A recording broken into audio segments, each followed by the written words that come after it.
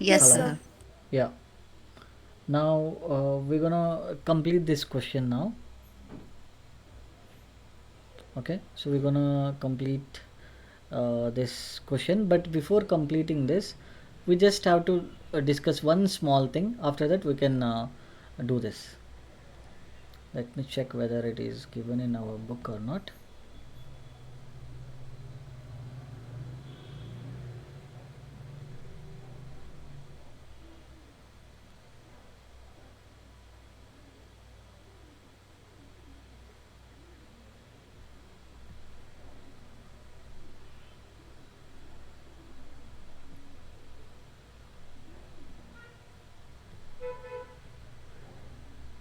They didn't.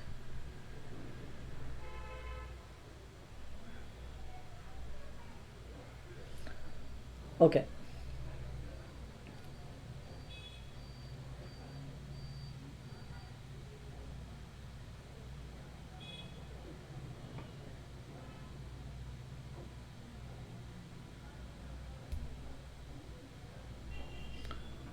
Let's discuss this question.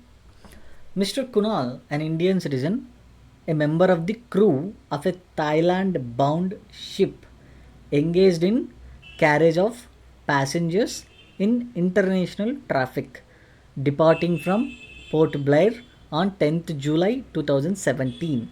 His stay in India in the last 4 previous years is 375 days, and the last 7 previous years is 729 days. Okay. Date date entered into the continuous discharge certificate in respect of joining the ship by Mr. Kunal. See, this is nothing but, so basically whenever like you you are a crew member of Indian citizenship. So basically sorry, you are a crew member of a ship, right, Indian ship.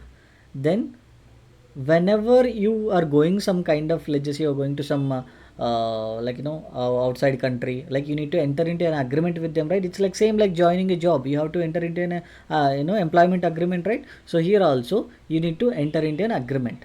Okay, so now first you entered into an agreement on 10th July 2017. Okay, then that is joining date. So basically joining date is 10th July 2017, and then signing of date is 21st January 2018. So during this period you are in the ship. Okay, you are not in India, you are on the ship, so basically which will travel in the international waters. You are not in India, and they have given this following income, like he earned the following income during the previous year 17 and 18. So he received dividend from a Thailand company received in Thailand, short-term capital gains on sale of shares, interest on savings bank account with post office, past foreign untaxed income brought to in India during the previous year, and cash gift received from non-relative agriculture income in Nepal. Interest received from a non-resident on money borrowed for the purpose of business of Delhi. So from all these details, they are asking you to calculate, um, compute the total income of Mr. Kunal. So they use the word total income because here in this, dividend income is there, agriculture income is there, and then capital gains, short-term capital gains is there. So different sources of income is there. So that's why they used total income, right? Now, so let's try to calculate this. Now, if what is the first thing you need to remember by seeing this question? Like so far, whatever I know, there may be so many new things is there in this question, but from our discussion, is there anything which you can tell from this? Tisha, Priya, what is another? Krishna, anything?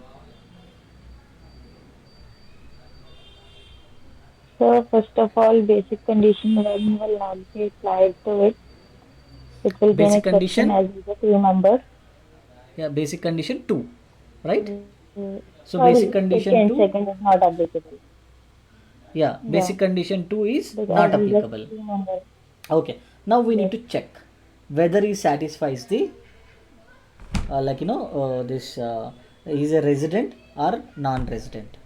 Okay, Now first thing what you have to do before checking the residence, first you have to go to the special provision or regular provision. Special Special. provision. Special provision. Special Now provision, first, sir. yeah, special provisions. What is the condition one?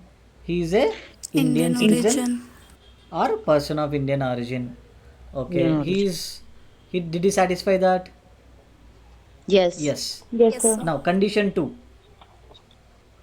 Visits India in the previous year. Yeah, did he satisfy that? Hmm. Did he satisfy that? See, Yes, if you know, just India in know the the previous. provision, it's no big, like it's no use. Yes, You sir. should Yeah, know we how to use decided. it, right? Condition to We satisfied. decided, sir. Yes, sir. I can't hear you guys properly. Condition to satisfied, yes or no? Yes, sir. Yes, sir. How? How? What is condition two? The, so, the What is condition condition two? two is He he is visits visiting India. He India came back. Okay, it's not in the satisfied. previous year, right? So here he is leaving, Yeah. like to some Thailand ship. He is not visiting in India in the previous year. So special provisions are not applicable. Now coming to the basic provisions, we already know there is a basic condition one, basic condition two. Basic condition two anyway it is not applicable. Then we need to check only one thing. Basic condition one, which is Yeah. did he stay in India more than Mhm. 182 days or not? Okay, now here we are talking about assessment year 2018 and 19. Okay, previous year is 2017 and 18, right? Assessment year is 18 and 19, so previous year will be 17 17, 18. 18. Okay, now so he's leaving for the ship when on 10th July 2017, and he's signing off in 21st January 2018. Okay, so previous year is April 2017 to 31st March 2018. Can I say? Let me write it here.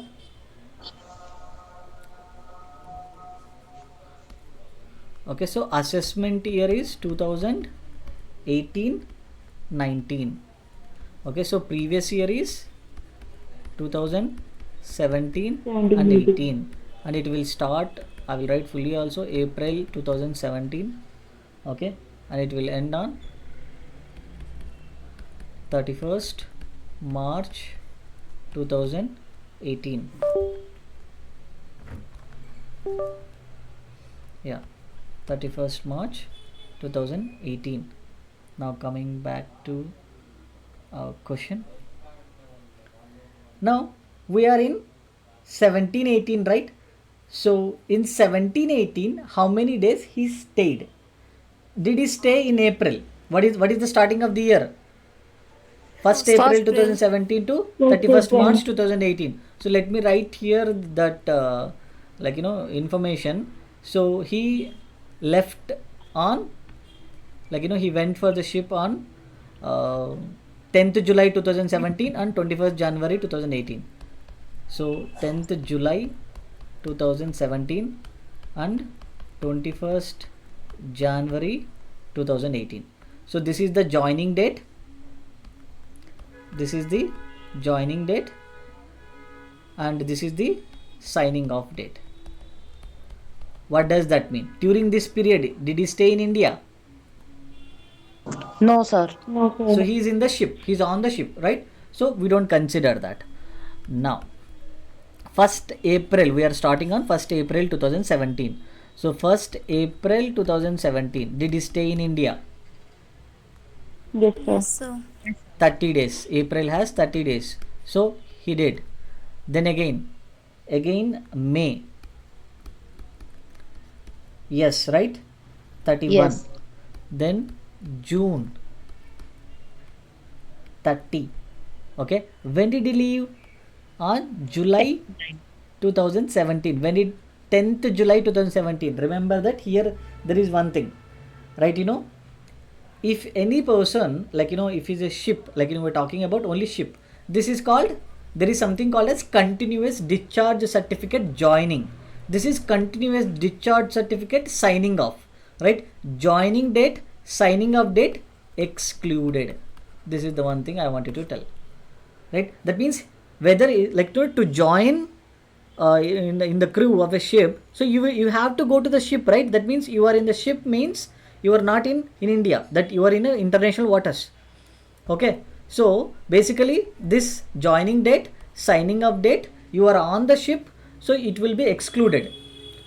And this is the similar one, arrival and departure normally will be considered, but only in case of this crew thing, like crew of a ship, joining date and signing of date excluded. So that's why in July I'm gonna take only 9 days. Okay, July you are not there, August you are not there, so when did you come back? So you are signing off on 21st Jan 2018. Okay, so that means Jan, can I consider 21st Jan? No. No, sir. No, because that is excluded. So total 31 days will be there, 31 minus 21. So you are only there in India 10 days, right? Because you signed off on 21st, so 21st I won't consider. Then I'll start from 20 to 23. So like that 10 days you are there. And then February, they did not mention anything. Obviously you are there in India, you are not in ship. Then again March,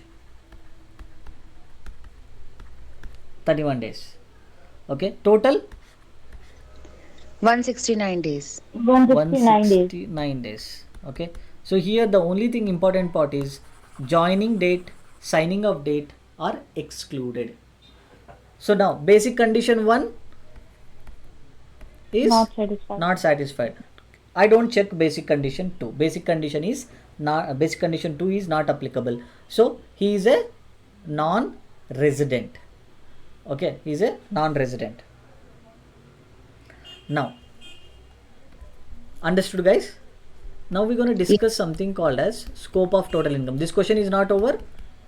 We still have that question, but we have to discuss one more thing called as scope of total income. That means what is the scope? If you are a resident and ordinary resident, if you are a resident and ordinary resident, then global income, all income is taxable. That it doesn't matter in which country you are earning. Okay, it doesn't matter. Everything, Indian income, foreign income, everything, global income is taxable. But if you are a resident but not ordinary resident, okay, then the income should be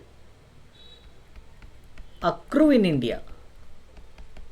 Accrue in India. I think while discussing the cash flow statement in yesterday or day before yesterday, we have discussed what is accrue means, right? Right, we follow cash, we don't follow cash basis system, we will follow accrual basis, right? We'll maintain the books of accounts on accrual basis.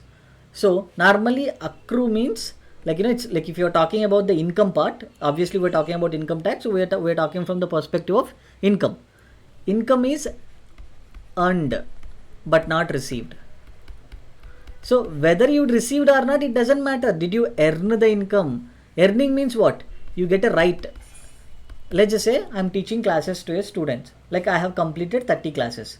So assume that they has to pay money for that. I earned it because what? I did a job, right? My job is completed. So automatically I will get what? Right. Right.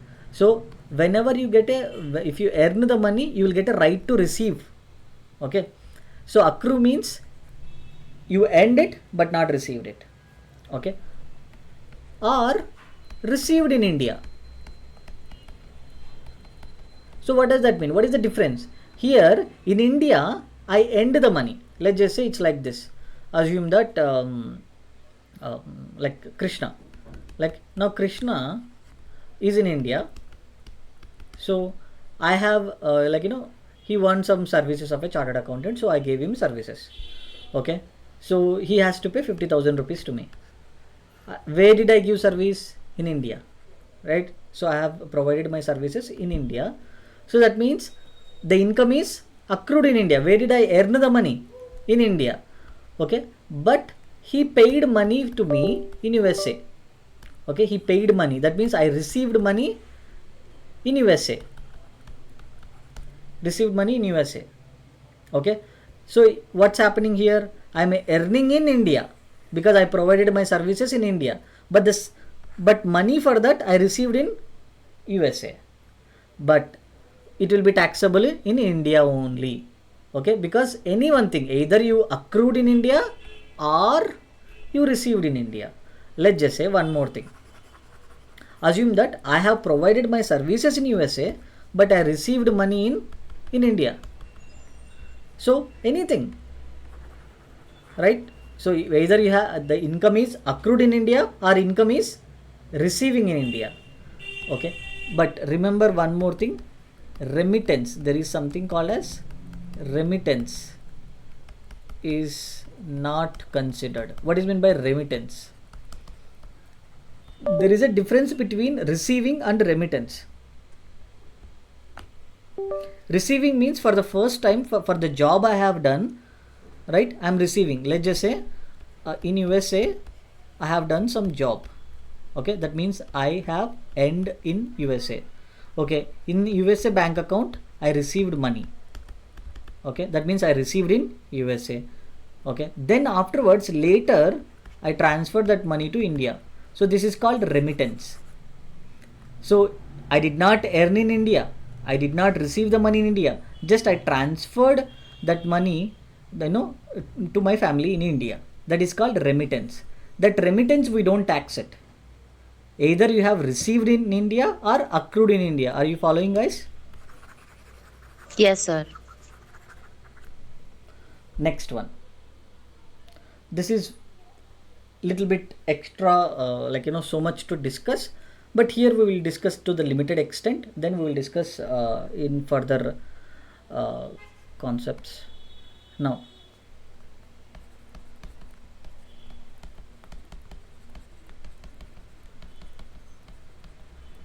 so you can write this remittance to India, that means transfer of money to India is not, it is not considered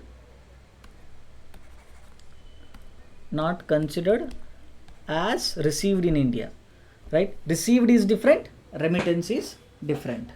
Okay, or okay, this is the concept is applicable only for R and OR, right? When I am talking about this point, this is applicable only for R and OR. Let's just say you are doing PGBP, that means profits or gains from business or profession. So either you are a doctor or you have some kind of business. Okay, so that will come under PGBP head, right? So let's just say you are doing business. If you are doing business, you have that business, whatever the business you are doing, that business is controlled in India. What does that mean? Let's just say I'm doing businesses in USA, the entire setup, my office, everything is there in USA, but the people who control that business is in India, right? The people who control that business is in India. So that means business is controlled from India, even though the business is there, my clients and everything are from foreign only, but business is controlled in India or from India. Okay, then that will be considered as a Indian income only, then we will tax it. Or if you are a profession, just a sec,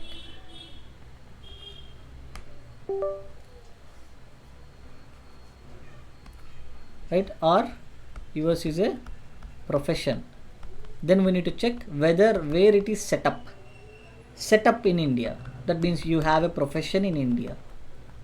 Okay, then, or let's just say you are a doctor, you have a hospital, or you are doing services in India, you are a doctor in India, you are providing services in India, your business is, your profession is set up in India, then it will be considered as a Indian income, then we will tax it. So, right, for R and OR we will tax only if the income is accrued in India, right? So if income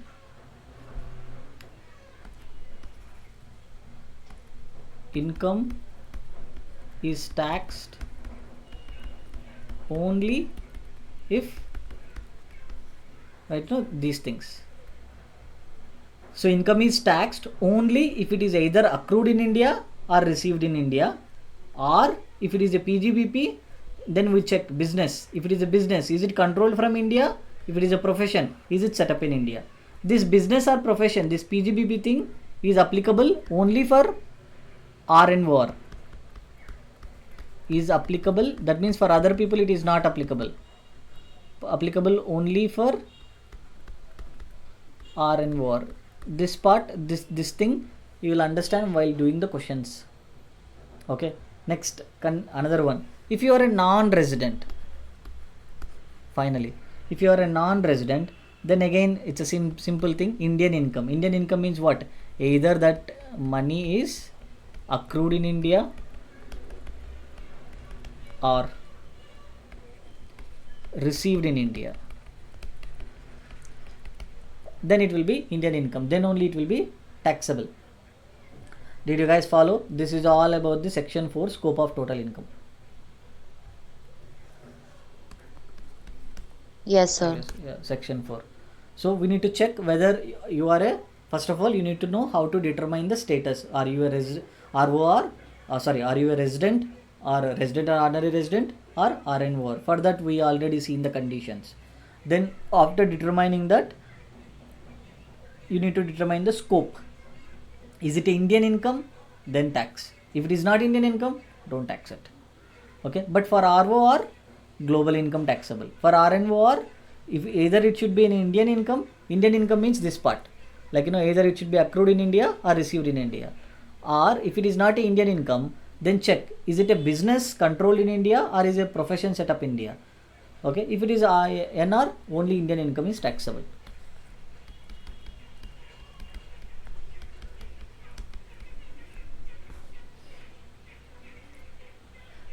Shall we get back to that question?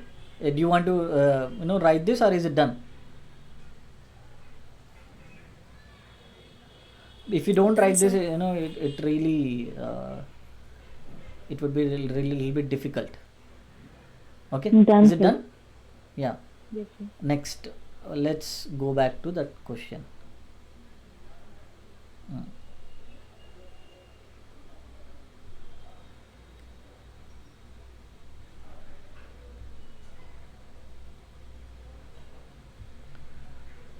Now here if you see, he earned the following income during the previous year 2017 and 18, right? Dividend from Thailand company received in Thailand. Now first of all, this guy Kunal, we are talking about Kunal, right? Who is he? Resident, non-resident, or Non-resident. ROR or NOR? Non-resident. Now for non-resident, what is the scope of total income?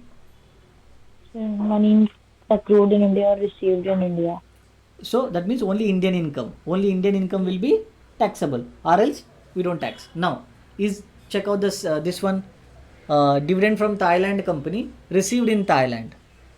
Not Is it taxable. Indian income? No, Yeah. not- So first of all, not taxable. it is not accrued in India because it is a Thailand company.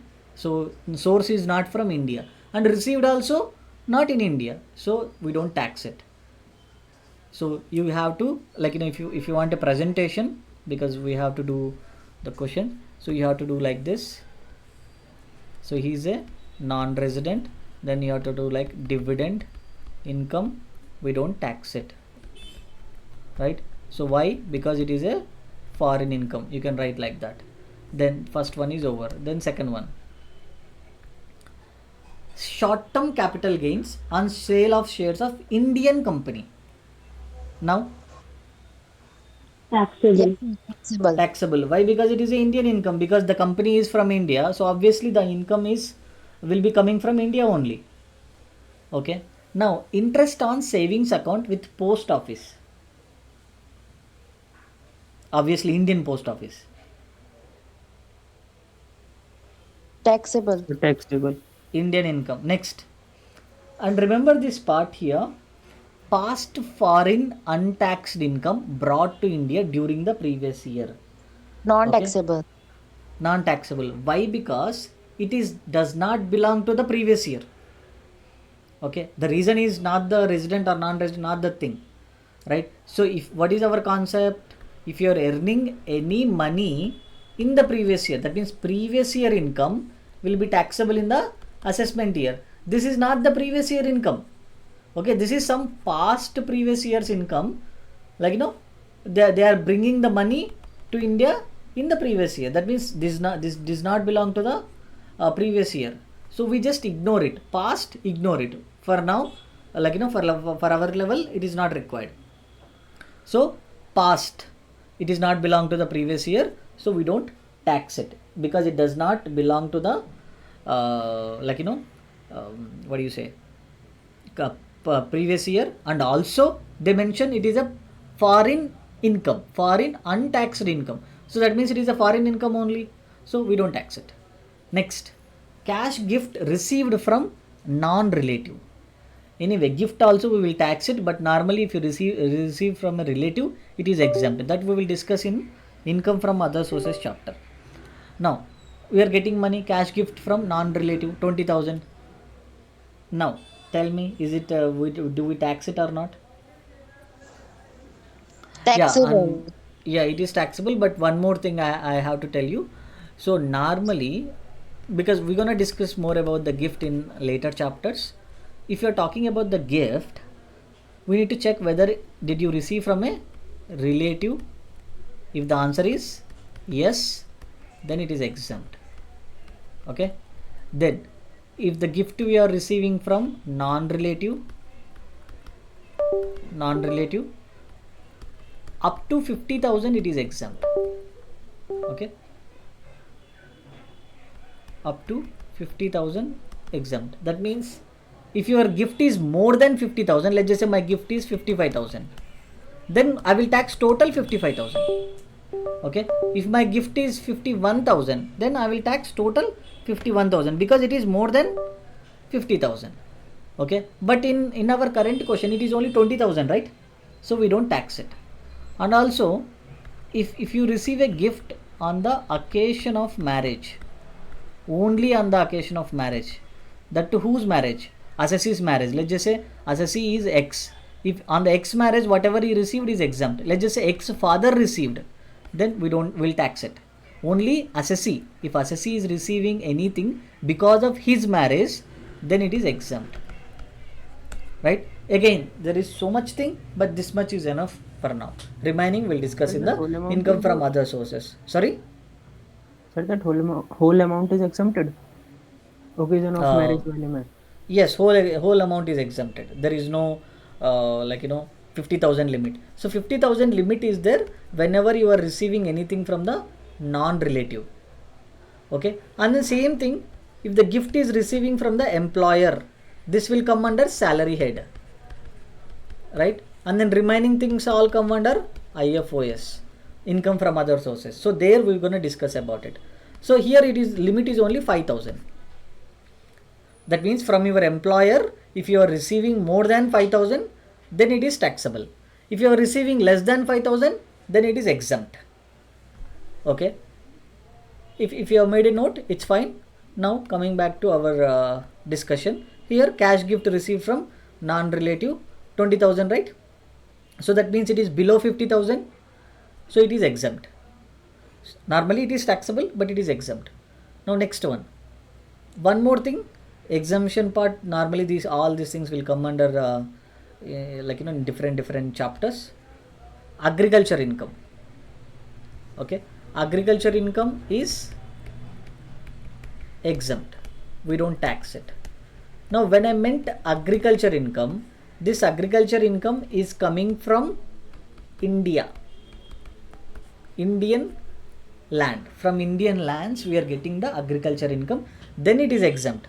But now if you see our question, we are getting income from agriculture land in Nepal, received there and then brought to India. Again, what is this word? What is meant by this brought to India means? Remittance. Remittance. We discussed, right? That remittance will not be considered. Okay, if it is received in India, then we will tax it. But this is brought to India. So that's why we won't tax it. Okay. Sorry. He's a non-resident, right? So it's a foreign income only. Is it Indian income for him? Is it Indian income? Income is not in India. Income is not No, received sir, in it's India. not income. Indian So it is income. a foreign income, so we don't tax it. Next one. Interest received from a non-resident on money borrowed for the business in Delhi. This is very important. Now, what did I tell about? If you come back here, this part here. So, if the PGBP business controlled in India, or if it is a profession set up in India, then it is taxable in India if it is ROR. Okay, that is, remember. Now read this again. Interest received from a non-resident on monies borrowed for the purpose of business in Delhi. Okay, so here what's happening is we are talking about Kunal here, right?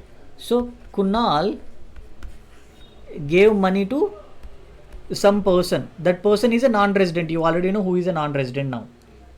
Okay, so we lended some money to this guy, and then this guy set up a business in Delhi. Okay, and then he's paying some interest to Kunal. Normally, where is the source of income? Okay, where is the source of income? Delhi. Delhi, right? Source of income is Delhi. Okay, now what did we discuss? If the income is accrued in India or received in India, anyway it is not receiving in India, but is it accruing in India? Yes, sir. Okay, right? So it is accrued in India because it is Delhi, the where we earned the money. That means this guy earned the money in Delhi only. So that's why it is a Indian income. Because if the source also, if it is Indian, then we will consider it as a Indian income, and then we will tax it. Right? So he took a loan, right? He took a loan from whom? So non-resident took a loan from the Kunal, and then that non-resident used that money for what purpose? For the purpose of business in Delhi. So that means he made money in Delhi only. So he used money for business in Delhi, and then he made money. Out of that he paid interest. So that means the money is coming from Indian source. So that's why we will tax it. It is a Indian income. This is important. Last part is important. Understood, right? So that is scope of total income. Next one. Let's do another questions. Did you guys understand? Sir. Yes, sir. Okay. One more thing. It's a very small thing. Deemed resident. Deemed resident means, let's just say you are a Indian citizen, okay, and your income is more than 15 lakhs, and you are not paying tax anywhere. Okay, and because of any reason, maybe you are not a resident in another country, or maybe because you belong to some other country, right? Any other thing, you are not paying tax anywhere. That means you are escaping tax in every country. Then we will catch you in India, even though you are not a resident.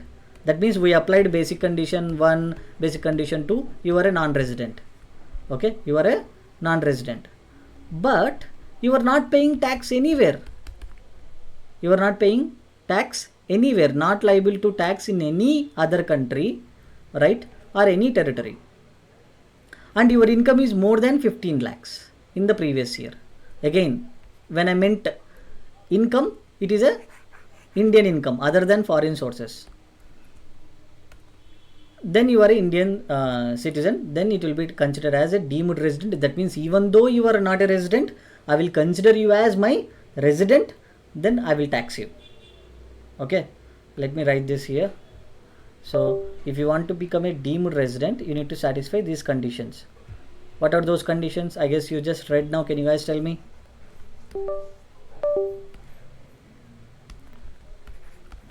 Deemed resident. I mean, why I am using the word deemed? Because you are, when I applied my conditions, my provisions, you are not a resident. But I am, even though you are not a resident, but I will consider you as my resident. Condition 1, if you are a Indian Citizen. citizen, Condition 2, if your total income minus foreign source income is greater than 15 lakhs 15 when lakhs. in previous year. Okay, in previous year. Then condition 3, not liable to pay tax in any country. Then I will consider you as my deemed resident. Then I will tax in India only, because you are escaping everywhere. So let's pay tax in India, like that. Okay, now let's see one question here somewhere. Another one. Yeah,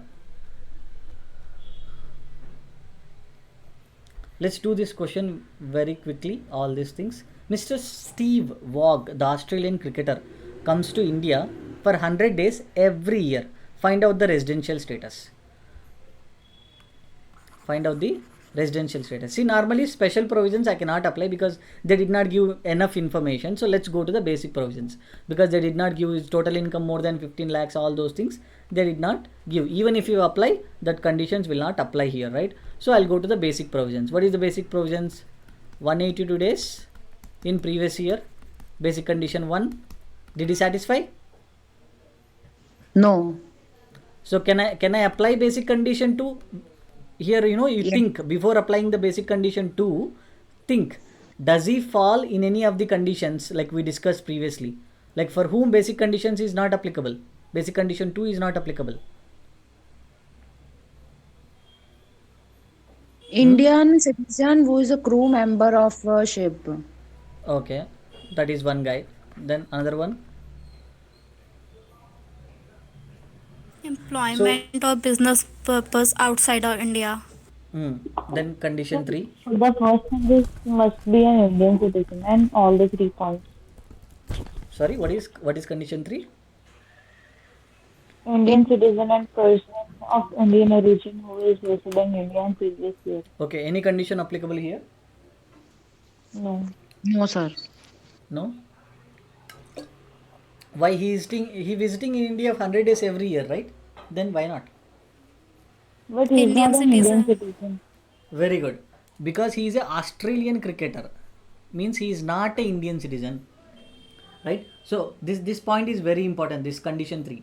So if he is an Indian citizen visiting in India in the previous year, then only that will be applicable. So basic condition 2 we can apply. What is basic condition 2? He should stay more than 60 days in previous year, and then 365 days in the four preceding previous years. Okay, Year. in the previous year did he stay 60 days? Yes. Yes, sir. Yes, because 100 days every year. Then in the 365 days in the 4 Yes. preceding previous year, yes, because he is coming 100 days every year, it will become total 400 days. So he satisfied the basic condition 2. So he will be called as resident. Now come to the additional conditions.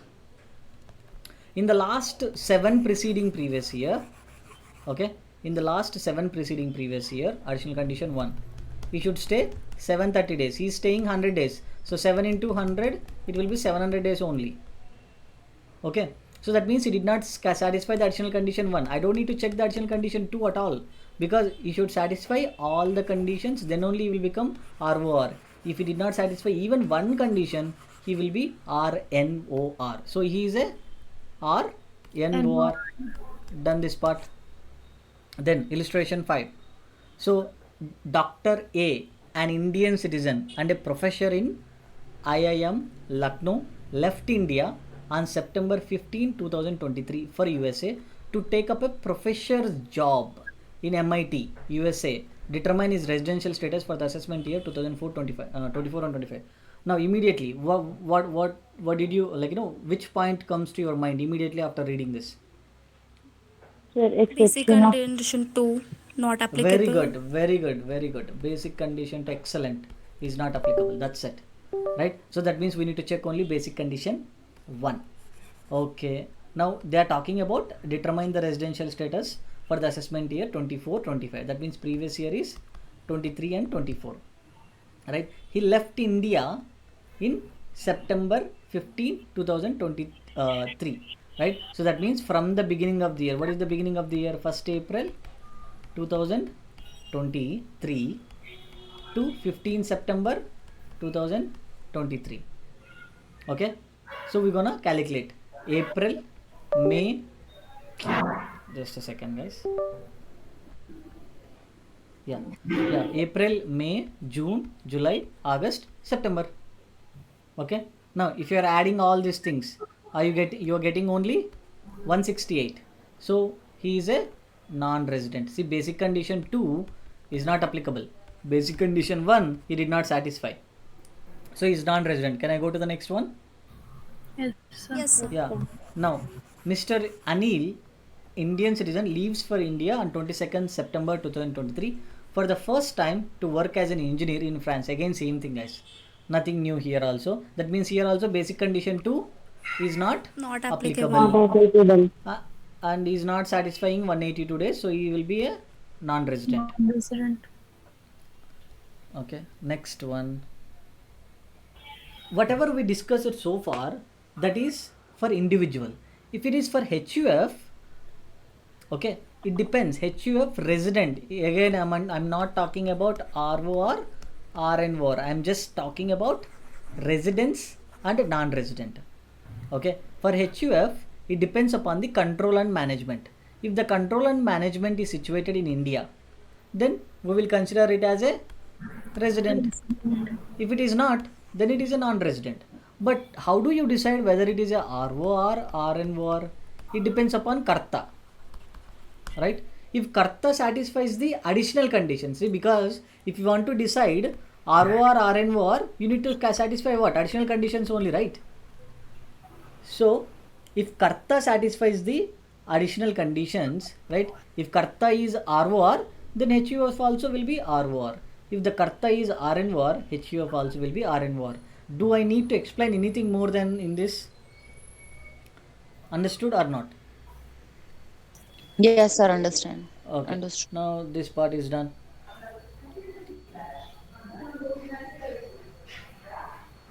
Sir, karta condition are same as in the individual. Yes, same. So same thing. See here, these are Okay. same as individual, because Karta is a individual only, right? Karta is a person only. Okay. Okay. So HUF can be ROR, HUF can be RNOR. That's what they are saying. HUF can be not ordinary resident. HUF can be ROR, HUF can be RNOR also. Okay. But to determine the resident or non-resident, you need to check the control. If you want to determine the resident or non-resident, check the control and management. If the control and management in India, then resident or else non-resident. Yeah, so these are very basic, so I'm just going to skip that. And remember, this ROR, RNOR is there only for the individual and HUF. For remaining people, only resident or non-resident. Okay, these are very less tested and also very easy also. See, for AOP and BOI, if the control and management is in India, is a resident. If the control and management is not India, non-resident. That's it. Okay. Then for companies also, if the place of effective management, again they would have defined what is place of effective management. This is a little bit law part which we don't require it now. Okay, that means it's nothing but control and management only. If it is in India, resident. If it is not, non-resident.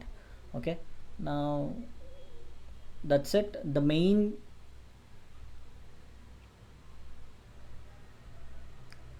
so they have defined here what is control and management, what is the place of effective management. So for now we don't require it, so skip that part. Now scope of total income, I think we discussed this. So we have discussed section 5. I think I said section 4 there, I might be wrong. So section 5 and section 6. So section 6, what is the section 6? It's about the to determine residence provisions. Are you a resident, non-resident, that 182 days, basic conditions, additional conditions we discussed, right? All those things are there in section 6. And in section 5, there is a scope. What is the scope? That means accrual of income, okay, and received in India, earned in India, those things, source that is scope, that is there in section 5. So we discussed if is a RO or global income. Even if you see this one, income received in India or deemed to be received in India, okay, accrues or arise, accrue or arise, both are same, right? In India, then it will be taxable. See, so far I did not tell you what is deemed to be received or deemed to be accrued. Okay, so let's leave that for another part. We will discuss that later. So in other words, deemed, whenever they are using deemed, even though it is not receiving in India, we will consider it as received in India. Here they, what did they use? Deemed to accrue. Even though it is not accruing in India, but we will consider it as accruing in India. So what are the situations that we will discuss later, right? So to solve the problems, so whatever I have told you, that accrued, received, that is enough. So for him, global income, resident and ordinary resident, we discussed in received in India, accrued in India, or if it is a business control or profession set up in India. So this is discussed. And again, non-resident, received, accrued in India. So what I want you guys to do is, this is where they discussed what is income received or deemed to be received in India.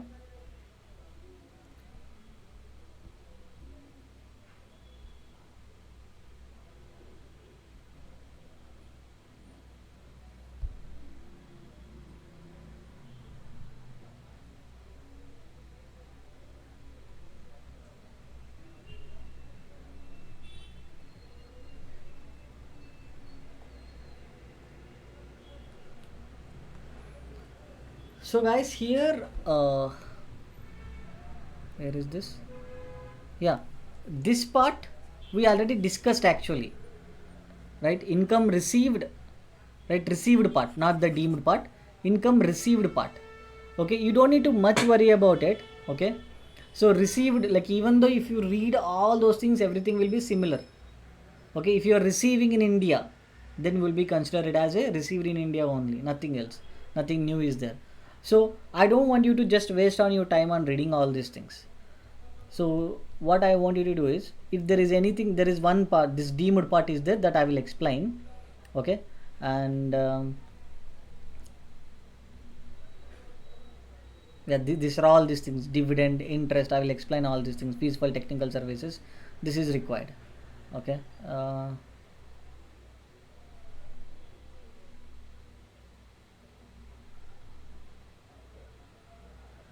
you guys can try directly illustration 11 and illustration 12